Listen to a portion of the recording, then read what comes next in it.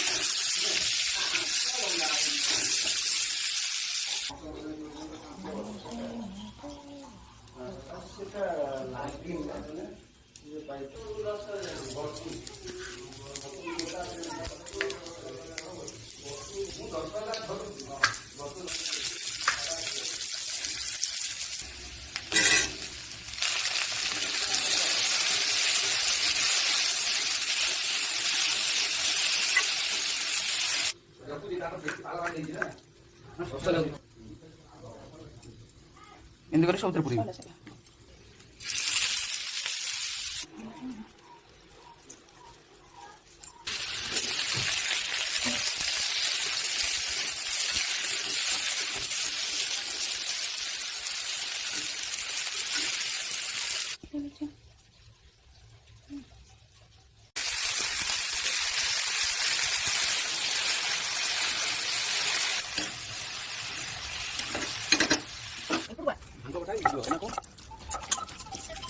hello आज्ञा hello आज आमर विश्व पखाल दिवस उपलक्षे आमर आज पखाल होइछि एटा दही पखाल ता संगे छुंक होइछि आंब कषिया अदा भृषंग पत्र सुखिला लंका फुटण मरा कि छुंक होइछि ता संगे एक कषि देसी आंब आइछि भंगा हबो ता नसीटी पड़िबो टिके पखाल रे एबे हाँ तार बासना भल आसे